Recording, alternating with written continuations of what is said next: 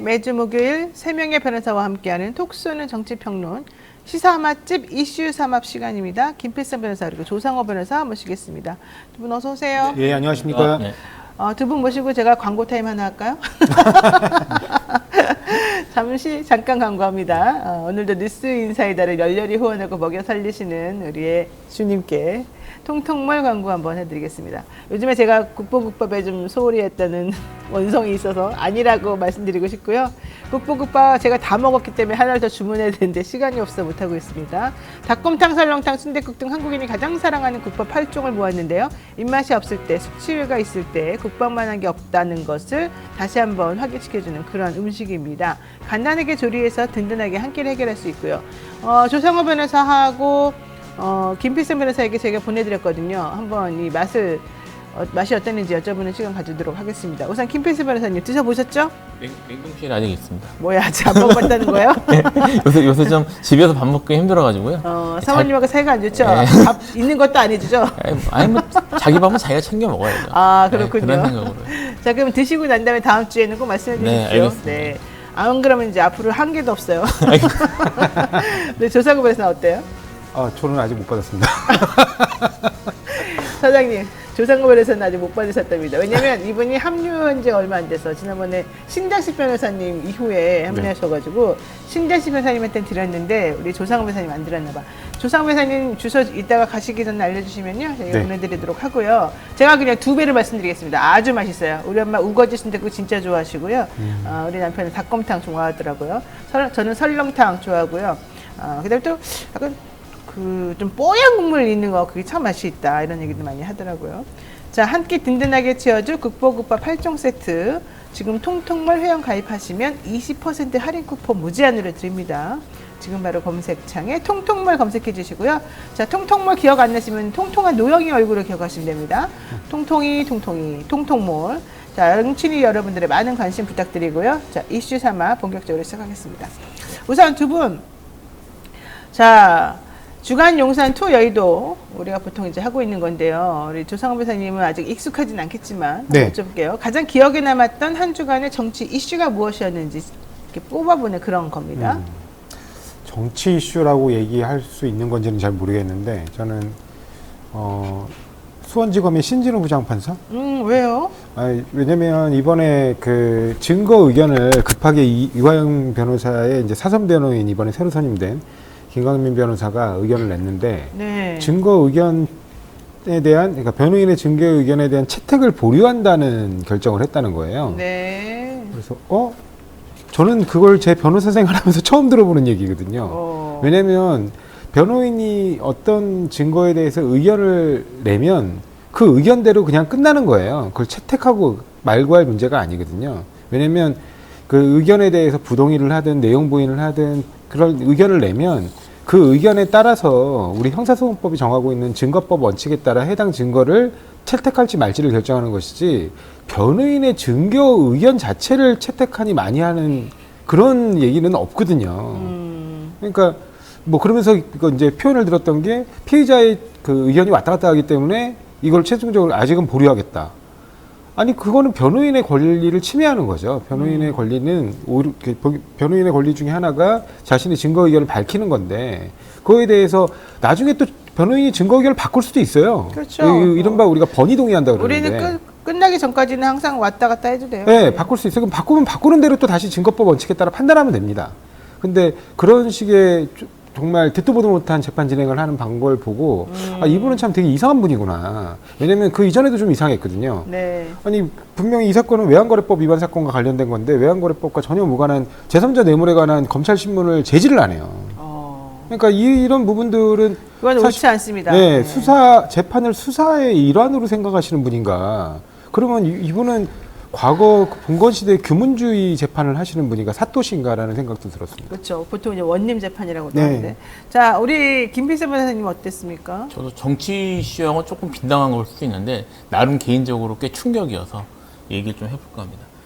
12일 날 네. 어느 그 보수단체 본인들은 아니라고 하지만 뭐 얘기하는 건 보수단체인 것 같은데 보수단체 창립회가 있었다고 합니다. 여기에 이제 일요일 날?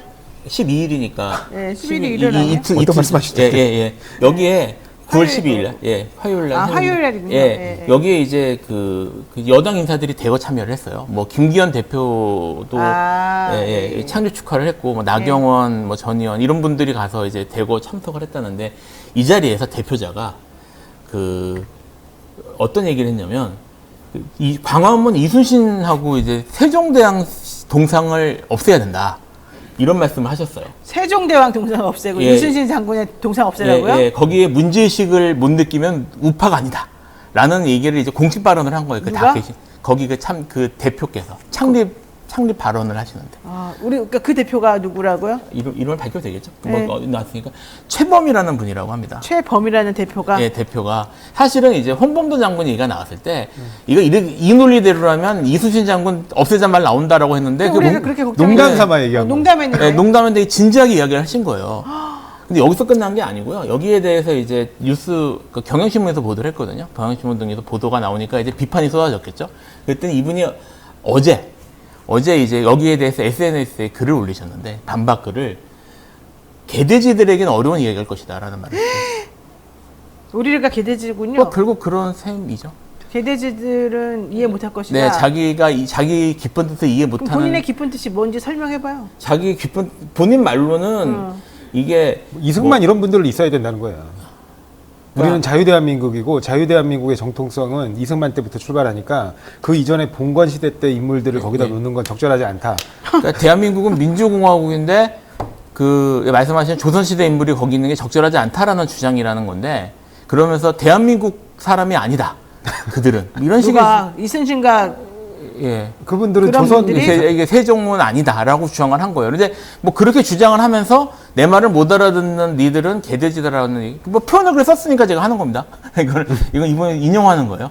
그런 말씀을 하신 거예요. 그래서 야, 이게 이렇게 말할 수 있구나. 근데 이런 분, 이제 이분이 뭐 제가 어떤 분인지 잘은 모르겠습니다만 어느 날 갑자기 이런 말씀을 하시는 분은 아닐 거란 말이에요. 근데 아마 전부터 그런 주장을 해 오신 분이겠죠. 뉴라이트 쪽에서 좀 이름이 있으신 분이라고 제가 찾아보니까 그런 것 같은데, 그러니까 이제 뭐 여당 대표까지 이제 축전을 보내고 뭐 주요 인사들이 참여하고 이런 행사가 됐을 텐데, 근데 이런 분이 사실은 이제 반대하는 국민은 개돼지다라는 말을 공식적으로 하시는. 그러면은 거기에서 반박 안 하고 참석해서 박수 쳐주던 여당 국회의원들은 그 의견에 찬성하는 겁니까? 모르겠습니다. 세종대왕하고 이순신은 우리나라 국민이 아니고 그것을 반대하는 너네는 개돼지다 이 말에? 뭐 개돼지란 말은 SNS에 나중에 올리신 거니까 적어도 어쨌든 세종과 이순신이 대한민국 국민이 아니고 봉건시대 인물이니까 공화국 대한민국에서는 없애야 된다, 치워야 된다, 박물관이나 보내라, 뭐 이런 식의 얘기에 대해서 뭐 동의를 하셨겠죠. 뭐 거기에 대해서 여당 의원들이 뭐 반발을 했다거나 아니면 뭐 제지를 했다거나 아니면 유감 표시를 했다는 얘기는 없었으니까요. 참 어이가 없어서 내가 더 이상 말할 수. 개돼지가 하는 방송을 듣고 계신 여러분 너무 죄송하네요, 진짜. 뭐 대한민국 현 상황을 보여주는 단적인 예인 것 같아서 말씀드렸습니다. 그런 행사에 여당 국회의원들이 대거 갔다고요? 뭐 여당 대표께서 대표까지도 가야 돼요. 김기현 대표는 그 말을 듣고도 가만히 있었다고요? 뭐 그런 거 아니겠습니까? 반발했다는 얘기는 없었습니다, 뉴스에서. 여러분, 이게 맞습니까? 이게 도대체 올바른 여당의 모습입니까? 극우 단체는 내가 잘 무슨 단체인지도 모르겠지만 그 단체가 뭐 그렇게 하는 건 그들의 자유라고 할지라도 대한민국 여당의 대표가 가가지고 그런 말을 하고 있는 사람들하고 동조하고 있고, 이게 지금 현실적으로 타당한 얘기입니까? 저는 아무리 봐도 이해가 안 가네요. 뭐 영화적 상상력에서 예전에 뭐 우리가 만약에 일제시대에서 해방되지 않았다면 거기에 뭐 도요토미 히데요시 상이 있을 거야, 뭐 이런 장면을 CG로 처리한 적이 한 번 있었고요. 그 다음에 사실은 이순신 장군 동상은 박정희 대통령이 세운 거예요. 아니, 그러니까 누가 세우고 안 세우고 떠나가지고 대한민국에 지금 여기까지 남아있게 된 그 근간이 그분들 아니에요? 세종대왕, 이순신 장군 이런 분들? 지금 찾아보니까 대통령실에서 참석하셨네요. 대통령실에서 누가 참석했어요? 강승규 대통령실 시민사회수석도 참석. 강승규? 네. 왜냐면 그런 행사에 대표자로 참석하는 분이 그 시민사회 수석이거든요. 그러니까 뭐 대통령실에서도 공식적으로 참석하셨다고 합니다. 뭐 김기현 대표 이런 분들. 아니, 왜 대통령실에서 그런 행사에 참석을 해요? 인식을 공유하고 있다라고밖에 의심하지 없는 거죠. 아니 사실은 홍범도 논란도 말이 안 되는 거잖아요. 그 연장선상에 있는 걸로 보입니다. 우리 방송 들으시는 지금 여러분들은 속 열불 터지지 않으세요? 나는 이거 정말 이해가 안 가는데 진짜 너무 충격입니다. 충격이에요. 아이고, 황당무계한 이 상황 어떻게 봐야 될지. 자, 어제 윤석열 대통령이 국방부와 문체부, 여가부까지 3개부터 장관 교체했습니다. 신원식, 유인촌, 김행 어떻게 보십니까? 일부러 맞추려고 해도 일부러?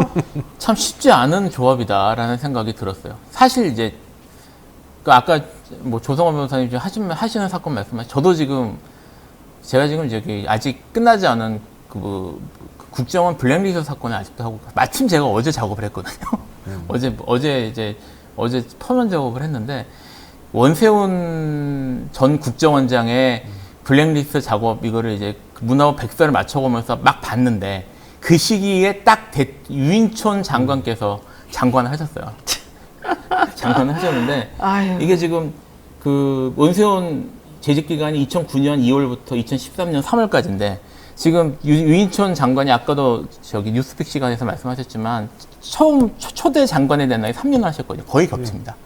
거의 겹치는데 물론 문화부 백서에는 유인촌 장관의 이름이 명시적으로 명시돼 있지는 않아요. 사실 그게 이명박 당시의 블랙리스트와 박근혜 당시의 블랙리스트의 차이가 이명박 당시 블랙리스트는 국정원이 주도했다는 특징이 있거든요. 근데 국정원이 블랙리스트 작업을 태스크포스까지 만들어서 작업을 하고 이거를 문화부에 내려보내서 문화부가 실행한 건 사실입니다. 그러니까 이 과정에 대해서 유인촌 장관이 몰랐다고 하기는 사실 어려운 건데 당시에도 이제 2017년경 해서 이제 블랙리스트 사건이 처음 터지고 문제됐을 때도 본인은 아는 바가 없다고 얘기를 했어요. 여기에 대해서 이거 완전 거짓말이었잖아요. 유인촌 장관 후보자 이명박 시절에 국정원이 봉준호 감독하고 진중권 교수, 이회수 작가 등을 퇴출 대상으로 문화예술인으로 퇴출 대상 문화예술인으로 지목했을 때 이 사람 관여돼 있다.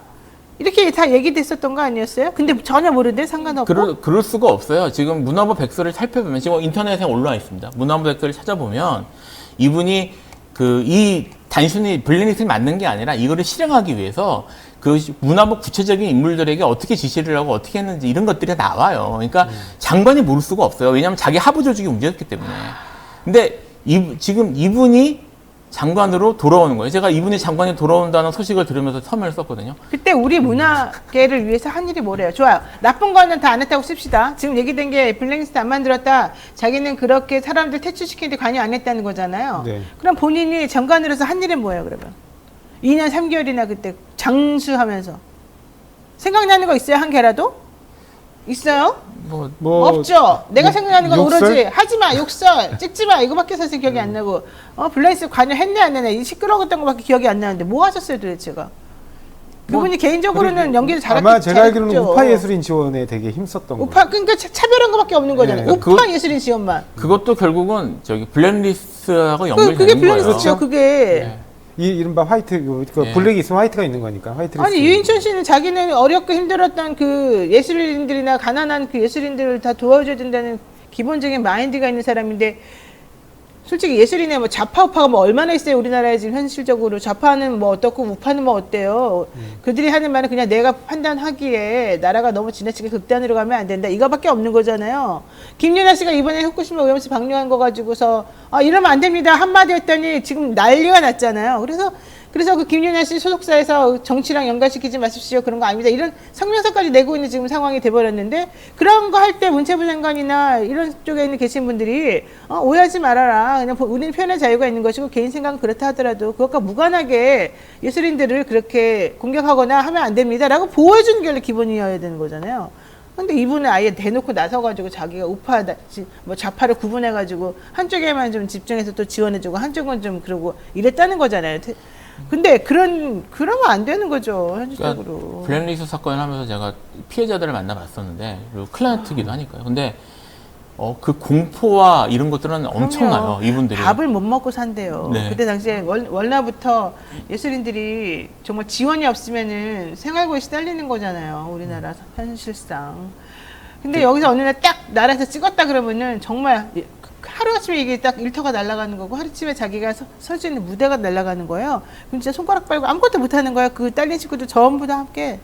그 공포의 시기가 지금 다시 오는 듯한 느낌을 받으실 거예요. 아이고, 참. 왜냐면 우리 영화 구조상 기본적으로 영진공에서 지원하는 기금 없이 네, 영화를 맞아요. 촬영하는 경우가 별로 거의 없어요. 그럼요. 원래 애초에 여러분들이 티켓 사가지고 극장에서 영화를 보게 되면 기금에 대한 그 부담금으로 다 돈을 냅니다. 그 티켓 값에 다 들어가 있어요.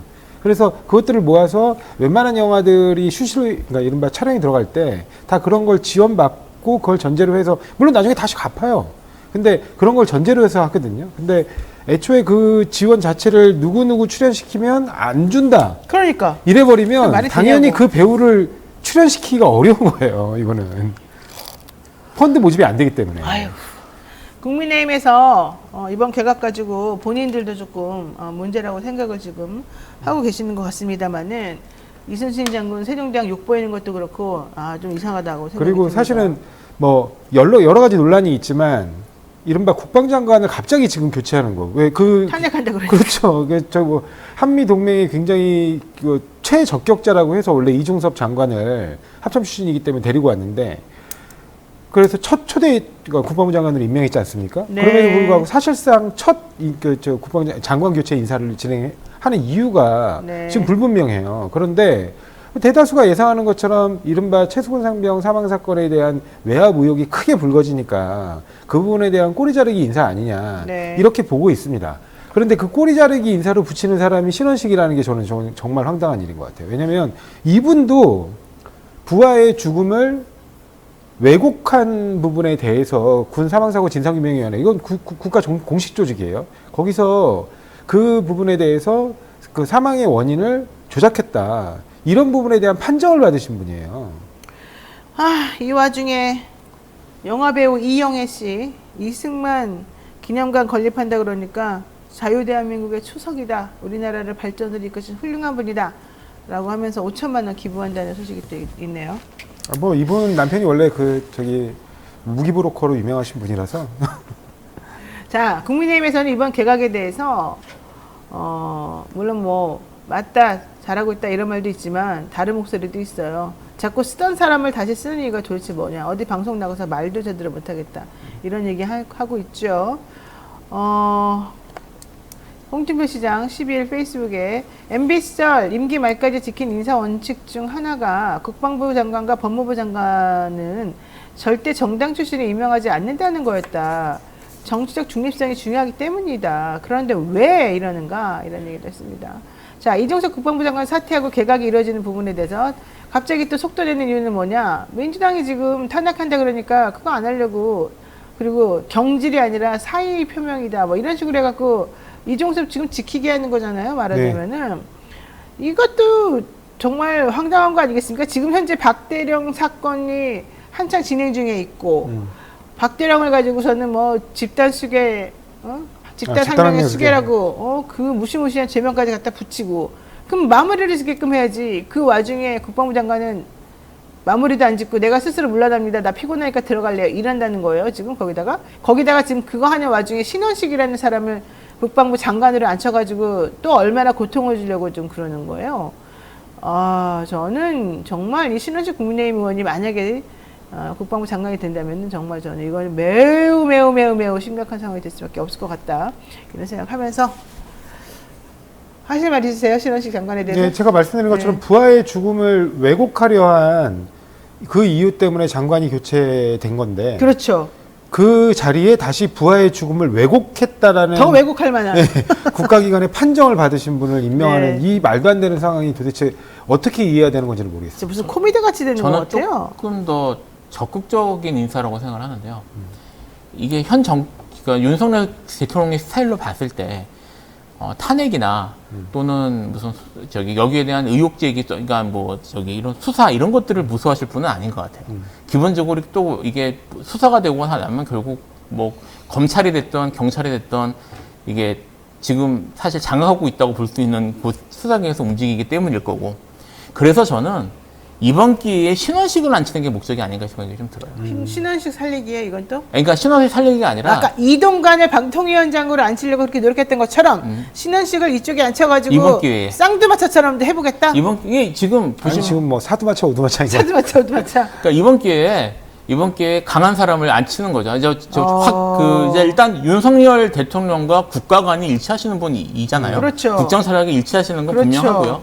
그리고 뭐 문재인 전 대통령을 간첩이라고 부르시는 분도 기회를 했었고. 그럼요. 예, 예. 뭐 아까 얘기 나왔지만 그 다음에 뭐 문재인 모가지를 따겠다 이런 말도 하신 적이 어떻게 있고. 그런 많은 사람을 장관으로 하시죠? 그리고 초대 악마 노무현 대통령 초대 악마라고 하셨던 뭐 이런 확고한 그런 뭐 어쨌든 본인 나름의 생각을 가지고 계신 분이고, 그리고 그 장관 아까 말씀하셨던 그 최상병 사명 사건에 대해서도 가장 적극적인 의견을 내셨던 분이라서. 아니 적극적 의견을 정말 이상한 의견을 내잖아요. 어쨌든 그러니까 대통령실의 주장을 완벽하게 네. 그러니까 논리와 무관하게 몸으로 막으면서 주장보다 한 단계 더 나아가서 그렇죠. 디펜스하고 세게. 거길 더 나아가서 공격할 수 있는 사람. 예, 그러니까 지금 현 장관을 보호하기 위해서가 아니라 더 센 사람이어서 막아주길 위해서 부르는 거라고 생각도 맞아요. 들어요. 바로 그거예요. 그게 옳은 겁니까?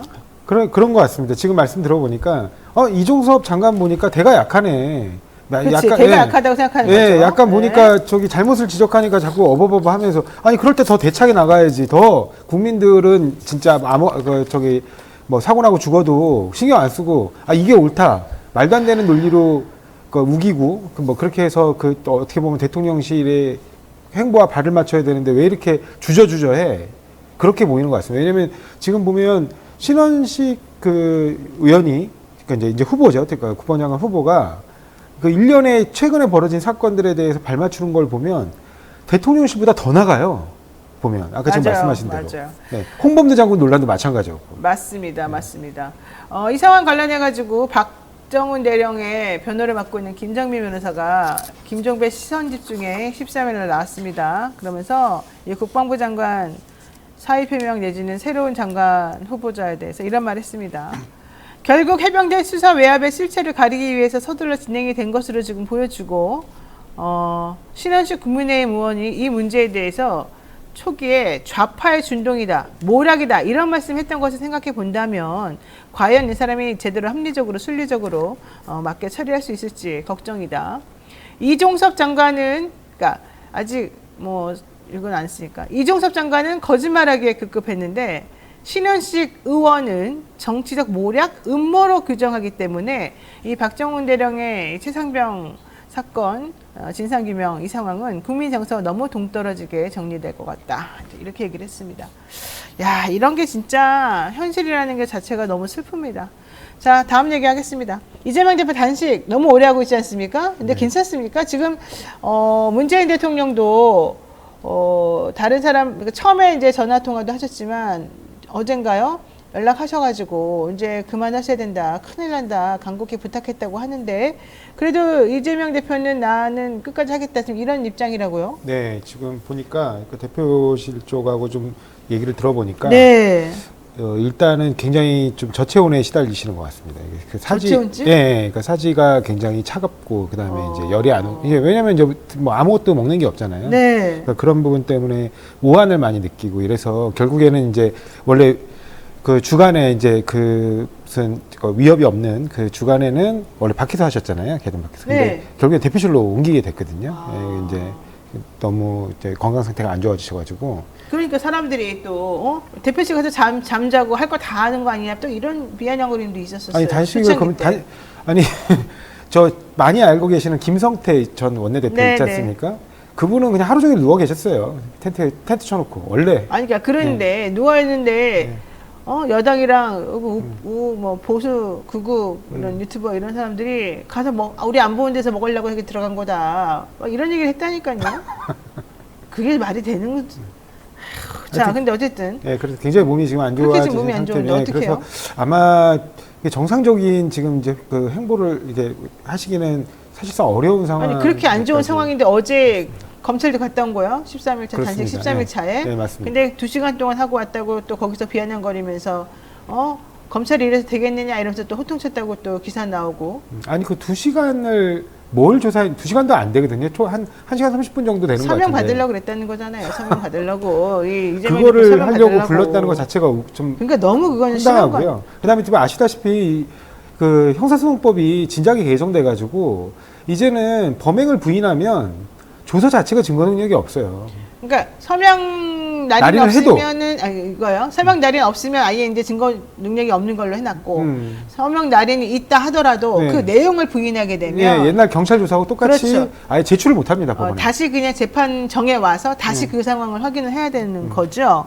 근데 어쨌든 지금 그렇게 몸이 안 좋은 상태인데 당장 중단해야 되는 거 아닙니까? 어떻게 지금 보셔요? 건강을 생각하면 중단하셔야죠. 근데 여당에서는 아무런 말이 없어요. 그러니까 지금 아무런 말이 없으니까 지금 아무런 반응이 사실 지금 죽으라는 말이에요, 그러면? 지금 비아냥 사실은 이제 책임 있는 사람들은 무시하고 그다음에 이제 책임을 안 져도 되는 사람들은 비아냥거리는 이런 식의 대응을 보이고 있거든요. 사실 심지어 당대표도 비아냥거려요. 아니 어떻게 사람이 그냥. 아까 난 당대표도 너무 하긴 뭐, 네. 어떻게 사람이 그럴 수가 있죠? 그게 이거 아마 지금 생각하는 게 이런 것 같아요. 이거 어쨌든 뭐 야당 대표가 금식하는 상황이 네. 매우 이제 중대한 그리고 야당에서 생각했을 때는 가장 강력한 가장 이제 심각한 그런 항의나 이런 모습인데 이거를 이슈화시키는 것이 본인들에게 정치적으로 유리하다는 생각은 들지 않으니까 이거를 최대한 가벼운 걸로 그리고 중요한 이슈가 아닌 걸로 만들고 싶어하는 것 같은데 얼굴 보세요. 아우 좀 전에 나왔는데 끔찍한데 대통령실에서 어제 그런 얘기 했잖아요.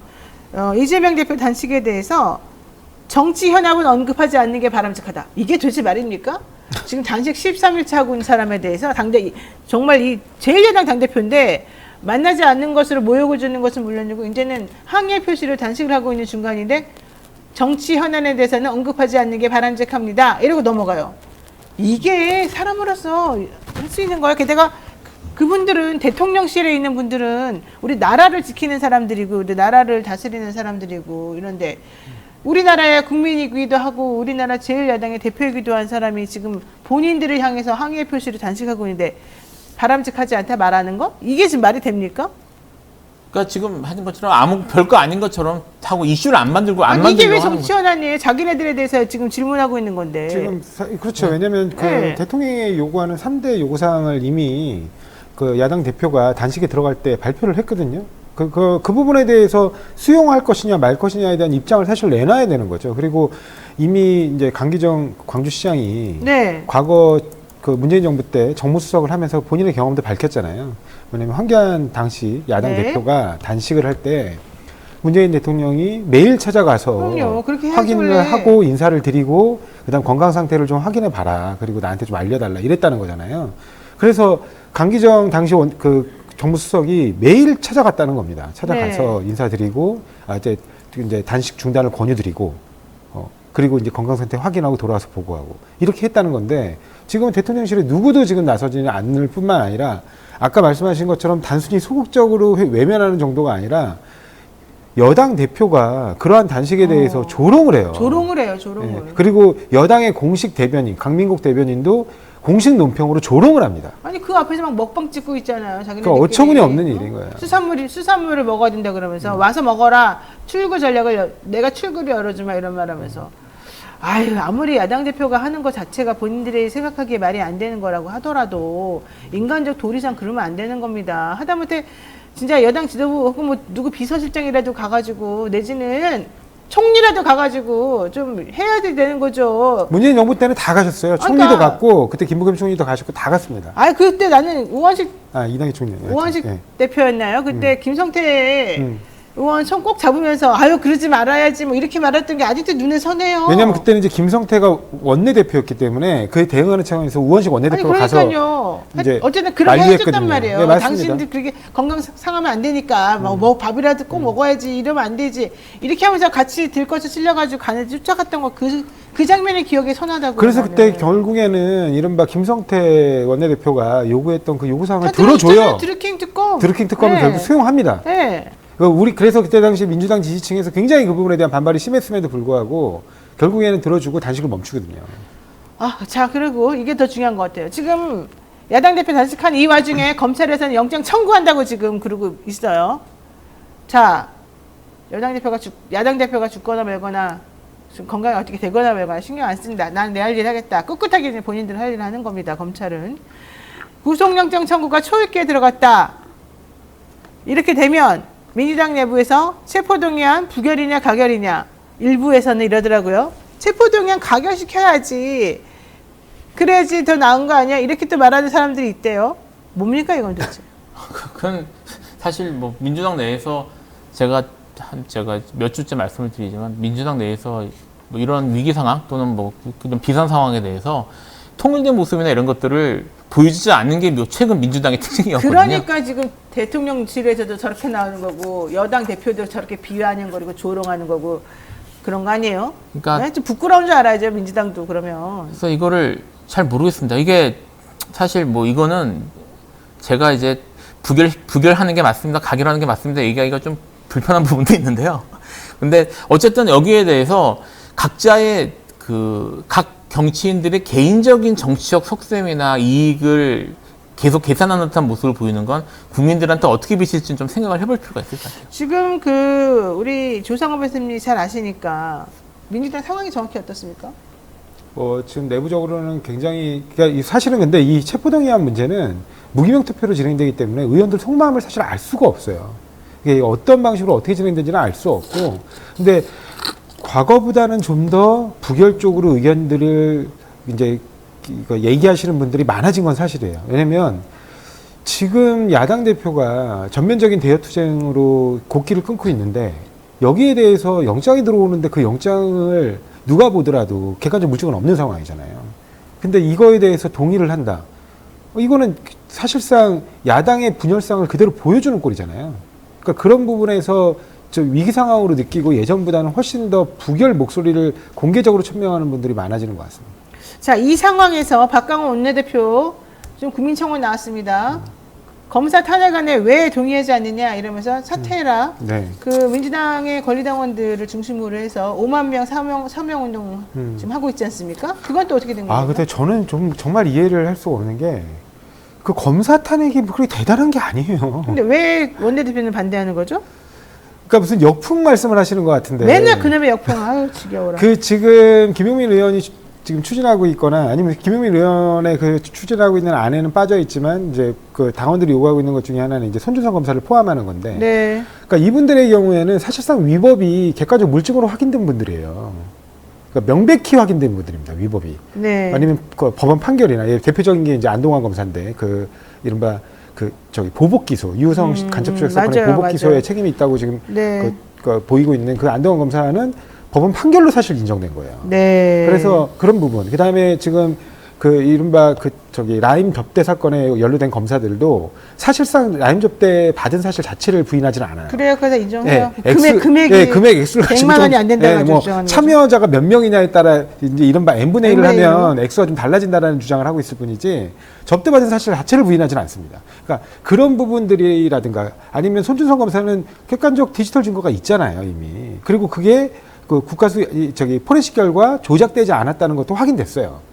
그러니까 이런 부분들을 볼 때는 이거는 객관적 물증이 있거나 사실관계가 이미 확인된 분들이에요. 네. 그러니까 이런 분들의 경우에조차도 탄핵을 주장한다면, 왜냐하면 이분들은 사실은 마땅히 행정부에서 그에 상응하는 징계를 했어야 되는데 아무도 징계를 안 하는 거예요. 지금 예를 들면 3명의 라임 접대받은 검사는 사실상 징계 요청이 있는데 결정을 안 하고 있어요. 아니, 그러니까 그러면 이런 상황인데도 불구하고 박강원 원내대표는 검사 탄핵에 부정적이다. 네. 근데 그 사유가 뭐냐 물어보면 역풍이다예요. 그렇죠. 지금 현재 무슨 역풍을 걱정하는 거예요? 저는 그 이유를 도대체가 혹시 모르겠어요. 본인이 걸려 있는 거 아니에요? 그거는 제가 이렇게 드러난 건 없으니까 알 수 없지만 검사는 민주적 권력이 아닙니다. 네. 그냥 시험 봐서 합격하는 사람 공무원이에요. 다른 네. 공무원하고 다를 바 없어요. 공무원이 일을 공무원하고. 제대로 하라는 건데. 근데 공무원이 어떻게 보면 범죄를 저질렀는데 그 범죄를 저지른 부분이 사실은 법을 집행하는 기관이잖아요.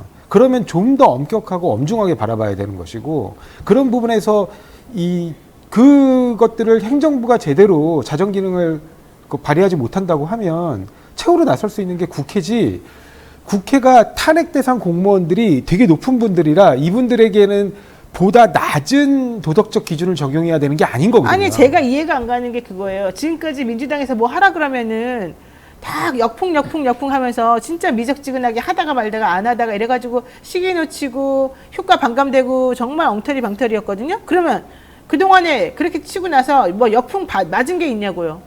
역풍 맞은 게 있어요? 있어요, 없어요? 그게요. 그러니까 저도 이제 얘기를 들어보면 네. 물론 뭐 제가 정치권에 직접 있는 건 아니지만 간접적으로 얘기를 들어보면 특히 이제 정치 오래 하신 다선 의원들께서 이런 역풍이라는 것에 대해서 매우 그렇게 신경을 쓰신다고 해요. 그러니까 그 역풍이 도대체 뭐냐고 그러니까 실체가 있어요, 근데 지금? 그분들은 네. 그러니까 이제 민주당이 소수 정당일 때부터 하셨던 분들이 많이 있는데 이제 그 거대 정당이 잘못하는 것들이 나오니까 거기에 대해서 그거를 잘 잡아가지고 이용하는 게 이익이다. 그러니까 민주당이 나서가지고 뭐 하는 거는 오히려 위험하다라는 식의 생각을 그러니까 갖고 왜 있는 건데. 위험하냐고. 그 말이 이해가 안 간다고요. 왜 위험하다고 하는 거예요? 그러니까 그분들은 상대방의 그분들이 누구예요, 도대체? 얘기 어쨌든 다선 의원들께도 그러신다고 그러더라고요. 아니 저는 이게 이른바 그러니까 원내 지도부 얘기인데 네. 이 원내 지도부의 문제점이 뭐냐면 지금 좋은 말씀하셨는데요. 네. 그러니까 자책골만 바라보고 있는 거예요. 그러니까. 아니 본인들이 공격을 해가지고 자기네가 알아서 실수하길 바래, 네. 상대방이. 득점 포인트를 올릴 생각은 안 하고 상대방이 실수를 해서 심지어 자책골을 넣기를 바라고 있는 겁니다. 무슨 그러니까 이게 뭐 축구 요행을 바라는구만요. 지금 축구 용어를 쓰셨으니까 네. 약속 이게 축구에서 이제 약한 팀인데 강한 팀을 만났을 경우에는 그런 식으로 막 지키기만 하면서 하는 게 맞을지 모르겠지만 그렇죠. 이제 민주당이 그렇지 않단 말이에요. 네. 집권도 했었고 그다음에 여전히 거대 정당이면 과반 예, 민주당이 거기에 대해서 자기 본인들의 그런 적극적인 능력이나 이런 것들을 보여줘야 되는데 그런 거 필요 없다. 지키기만 하면 된다는 생각을 뭘 여전히 갖고 지키냐고. 이게 지금 지킬 수 있는 상황이 아니죠. 아닌데. 아니 제가 이 손준성 검사에 자꾸 주목하는 이유는요. 그 명백한 비위행위를 저질렀어요. 근데 그 명백한 비위행위에 대한 대가가 승진, 검사장 승진. 승진이면 그 사람은 죄책감을 느끼지 않고 그 조직 자체는 그 명백한 비행위가 인사권자의 마음에만 충족한다면 얼마든지 다시 계속해도 된다라는 신호로 해석할 수밖에 없습니다. 근데 그 손준성 검사의 비행위는 이른바 검찰권 남용이거든요. 사법 권력을 남용한 거예요. 그러니까 그거를 계속해서 자신의 인사권자인 그 VIP, 대통령의 의사에만 맞는다면 너희들은 언제든지 이런 걸 범해도 우리가 보호해주고 승진시켜주고 그에 상응하는 대가를 준다는 신호를 줬단 말이에요. 네. 자정 기능을 발휘해서 이런 사람들을 적절하게 행정부가 걸러내기는커녕 그래 내 밑으로 줄면서 하고 충성 신호를 보낸 겁니다. 근데 여기에 대해서 국회가 제재하지 못한다고 하면 국회는 존재 가치가 없는 거예요. 왜냐하면 국회의 존재 가치 중에 하나는 행정부의 행정 권력 독주를 막기 위한 견제의 역할이 있는 거거든요. 그러니까 저는 그게 정말 답답합니다. 나는 뭐 민주당의 내부 싸움에 대해서는 정확히 모르겠습니다만은 만약에 그렇게 이재명 대표 하는 게 마음에 안 들고 그게 문제가 많고 그 사람이 별로 대표를 쓸 자격이 없다고 생각한다면 차라리 이 반영계에 있는 수장이나 그런 분들이 이재명 대표 지금 단식하고 있으니까 같이 단식하면서 이 위기를 같이 극복하고 그리고 난 다음에 서로 딱 단판을 지어가지고 공청회도 하고 여러 의견도 들어보면서 한쪽으로 정리합시다. 이렇게 해서 난 정리하는 게 맞다고 봐요. 이렇게까지 같은 당 내에서 제대로 한 목소리 내지도 못하고 지금 민당 생각하기에는 검찰이 잘못하고 있다고 지금 얘기하고 있는 거기에 대해서도 한편은 검찰이 잘못합니다. 그리고 한편은 검찰한테 잘 보여야 됩니다. 이렇게 하면서 무슨 사람들에게 설득이 되겠어요. 자기 당내에서도 아무것도 안 되는데. 이러니까 여당에서도 우습게 생각하는 것이고 지네끼리 싸우나 보다. 그러고 마는 거 아니겠습니까? 그러면 이 상황을 계속 그대로 가도록 해서 이걸 질질 끌고 나가면서 될 대로 되라 이렇게 하는 게 맞아요? 아니면 이 상황을 빨리 끝낼 수 있도록 민주당 스스로가 자정하고 뭔가 정리하는 게 필요해요. 이러다가 진짜 당대표가 옳고 그르고를 떠나서 한 사람이 죽게 생겼어요. 여기에 대해서 지금 본인 목숨 내걸고 같이 하는 사람이 어디 있어요? 내가 알기로 현근택 대변인이 지금 같이 단식하고 있죠. 네, 맞습니다. 또 정진혁 씨라고 특보도 한 분 또 같이 단식하고 있어요. 강제서 하고 있습니다. 네, 몇 명이서 최영호라는 분도 또 사실 5일째, 6일째 단식을 같이 하고 있더라고요. 그렇게 몇 명 하는데 그거 말고는 소용이 없어요. 없어요. 지금 이천 지역위원장 한 분은 13일째 단식을 13일째 하다가 같이 단식해요. 단식하다가 네. 어제 그 쓰러졌어요? 혼절을 해가지고 119에 실려가셨습니다. 그러니까 근데 그럼 이런 것들이 제대로 방송도 안 되고 민주당 내부에서도 그럼 우리 어떻게 하냐 대책을 세우지도 않고 이렇게 했는데 어떻게 대통령실에서 여기다 대고 얘기를 하고 국민의힘에서 또 거기다 대고 알았습니다 우리가 한번 생각해 봅시다 이런 말 하겠어요. 봐라 내버려두니까 자기네들끼리 저렇게 치고받고 자기네들끼리 싸우네 가만히 있어야지 이렇게 생각할 수밖에 없는 거예요. 그게 과연 옳아요? 뭐 그분들은 여전히 역풍 걱정하시는 거예요. 그러니까 뭐가 역풍이냐? 도대체 역풍의 실체가 뭐냐? 역풍이라는 얘기는 정말 많이 나온다고 하더라고요. 특히 정말? 의원총회 같은 거 징글징글해. 비공개를 하면은 뭘 하자고 그러면 다 역풍 얘기 나온다고 그러니까 역풍이 하더라고요. 뭔지 개념 공부 좀 국어 공부 좀 다시 했어야 될 것 같아. 역풍이 도대체 뭐야? 이렇게 하는 게 역풍이에요. 가만히 있으면 지지하던 사람들이 다 등 돌리게 생겼어요 지금 현재. 그러니까 보통은 답답해, 우리가 답답해. 역풍을 얘기할 때 우리 잘못을 감싸안고 그래서 이른바 내로남불 논란에 시달리는 걸 얘기하는 건데 지금 당원들이 얘기하고 있는 검사 탄핵은 잘못한 걸 추궁하라는 거거든요. 네. 잘못한 걸 추궁하는데 무슨 역풍이 있습니까? 그러니까요. 아니, 예를 들면 이상민 장관 탄핵해가지고 결국에 그 헌법재판소가 그 탄핵 그 소추를 기각했지만 네. 헌법재판소에 대한 비난은 있을지언정 그 탄핵 소추를 가결시킨 민주당에 대한 역풍이 있었나요? 없어요. 왜냐하면 그럼요. 159명의 젊은 목숨이 그 어떻게 보면 행안부 장관의 그런 나태함 내지는 그 부실함 그다음 무능력함 이것 때문에 네. 돌아가셨기 때문에 그 부분에 대해서 국민들이 공감을 하는 지점이었거든요. 맞습니다. 자, 검찰은 영장 청구한다고 하니까 검찰이 영장 청구하면 그 이후에 1년에 또 절차가 어떻게 진행되는지 봐야 되겠습니다. 여러분 잘 한번 생각해 보십시오. 검찰이 영장을 청구하고 국회에서 체포동의안에 대해서 부결, 가결, 표결을 하게 됩니다. 이때도 또 역풍 운운하면서 뭐 방탄정당이 어쩌고저쩌고 하면서 가결시켜야 된다는 논리들이 있겠죠. 또 한쪽에서는 그게 무슨 소리냐. 검찰이 이렇게까지 야당을 탄압하고 이러는데 아닌 것으로 보여줘야 된다. 또 이렇게 나오겠죠. 그러다 보면 언론에서는 둘이 또 싸운다. 봐라. 얘네들은 싸움만 하는 애들이다. 이렇게 나오겠죠. 누구를 위한 그런 모습인지 한번 잘 생각해 보시고 그렇게 자꾸 하는 거 옳지 않다는 거 다시 한번 말씀드리고요. 자, 영장 청구한다면 다시 이 주제는 말하겠습니다. 마지막 주제 이거 하나 하겠습니다. 상대당 대표가 단식을 하든 말든 국민의힘에서는 대장동 허위 인터뷰 의혹을 민주당의 대선 공작 게이트로 키우기 위한 노력을 기울이는 것 같습니다. 특히 김기현 대표 발언이 너무 셉니다. 김만배 인터뷰에 대해서 1급 살인죄다. 사형에 처할 반국가 범죄다. 이렇게 얘기하고 있고요. 치밀하게 계획된 1급 살인죄는 과실치사죄와는 천형지체로 구분되는 악질범죄다. 우리나라에 1급 살인이라는 용어도 없어요. 어디 미드를 많이 보셔가지고 자꾸 그러시는 것 같은데 그런 거 하지 마세요. 한 정말로 여당의 집권당의 대표가. 그리고 뉴스타파 폐간해야 된다 그러면서 별별 욕을 지금 다 하고 있어요. 사람들이. 저는 이거 이거 영장도 어떻게 청구하지 보십니까? 못할 거라고 봅니다. 아니 그래 난 웃긴 게 인용 보도했다고 나머지 언론사들도 다 고발한대. 그게 말이 돼요? 그 뭐 인용 보도를 하는 게 생명인데 인용 보도 하지 말고 뭐 하라는 거예요? 그냥 가만히 있으라는 거예요? 아니, 그런 논리라면 아까 제가 뭐 여러 차례 뭐 말씀을 드렸는데 이른바 대장동 그분을 오보한 동아일보부터 원스트라이크 아웃으로 폐간시켜야죠. 그래야죠. 그 대장동 그분이라는 말 나오지도 않았는데 거기는 왜 내버려 두는 거야? 또 조선일보, 중앙일보 얼마나 많이 그런 종류의 얘기들이 많이 있었어요 그동안에. 왜 거기는 한마디도 안 해요? 왜 이것만 가짜뉴스라 그래? 아, 다 좋아. 가짜뉴스라고 쳐도 좋고 밝히려고 수사해도 좋고 다 좋아요. 뭐가 나왔냐고요 아직 안 나왔잖아. 그러면 아직 안 나온 상태에서 다른 언론사들이 이런 보도가 있었고 이러한 녹취가 있었습니다라고 보도하는 거 그게 왜 문제예요? 그게 왜 문제예요? 그거 하라고 있는 건데 그거를 왜 고소고발한다 그래요? 그 72분 전부를 다 들어보시면 되게 신빙성 있고요. 왜냐면 그 대장동 사업의 프로세스가 어떻게 진행되는지에 관해서 쭉 설명이 잘 나오는데 그건 이제 좀 부동산 개발 사업을 좀 이해하시는 분들이 들어보면 정확한 얘기들이에요. 아, 그게. 그럼요. 시행 같은 거 좀만 해본 사람이면은 네. 이게 어떻게 흘러가는 구조인지가 나오죠. 네, 그 딱딱의 프로세스의 지점마다 해당되는 부분들에 대한 사실관계가 딱딱 들어맞아요.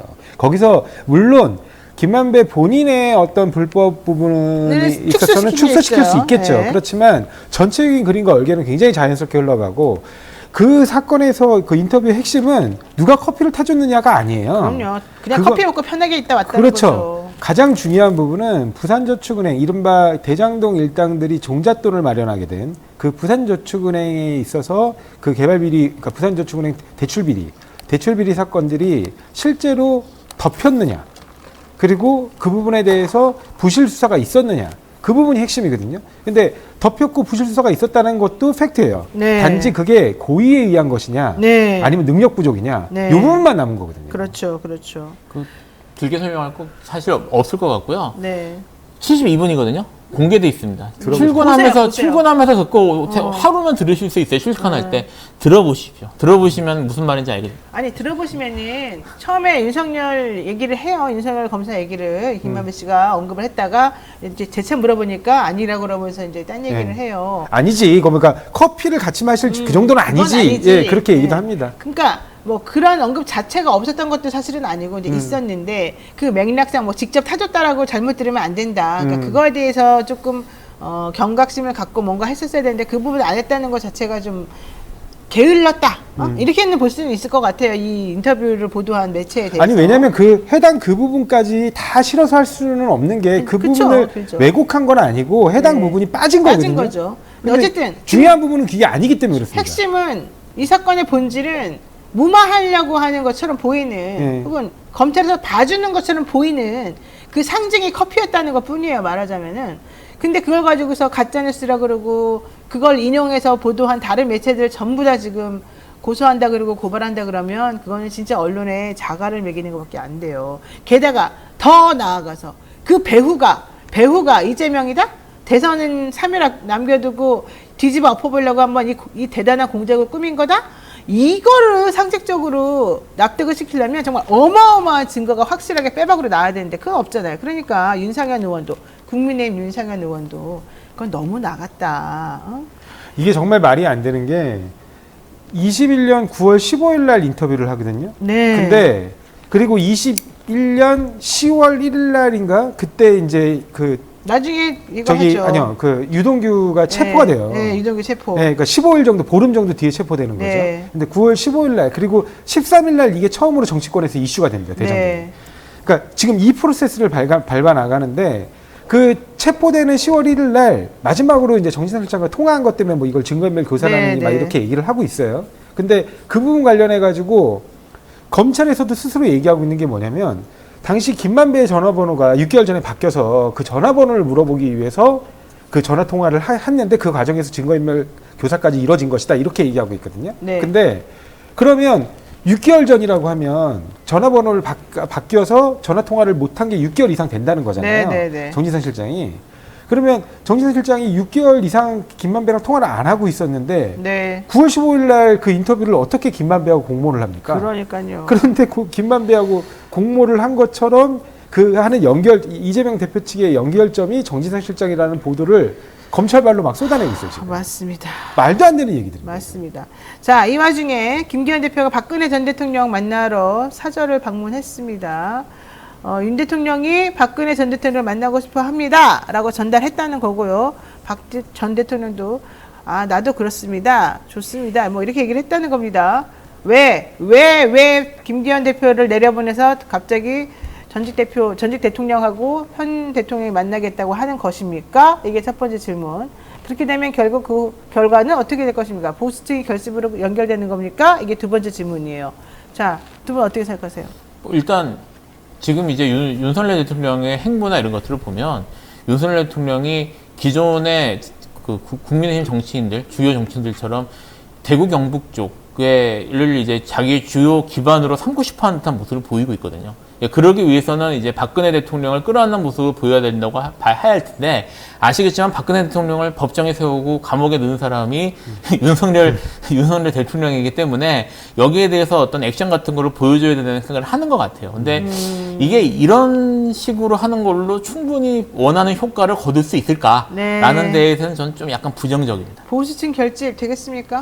박근혜 대통령은 이제 제가 볼 때는 그렇습니다. TK에서 바라볼 때 박근혜 대통령은 네. 좀 애잔한 느낌을 가지면서도 정치적으로는 이미 힘이 없다고 봐요. 그 사람이 갖고 있는 정치적 힘이, 왜냐면 박근혜 대통령이 부각되면 부각될수록 국정농단도 같이 부각되기 때문에 네. 결국에 그 이른바 TK 세력의 정치적 실패를 자꾸 환기시키거든요. 네. 그래서 그거 자체가 뭐 정치적으로 큰 의미가 있다고 저는 생각하지 않습니다. 알겠습니다. 네, 오늘 두 분하고 말씀 여기까지 나눠야 될 것 같고요. 대통령실의 반응이나 이런 것들에 대한 분석은 조금 더 세밀하게 저희가 다음 시간에 해보도록 하겠습니다. 두 분 오늘 말씀 고맙습니다. 네, 감사합니다.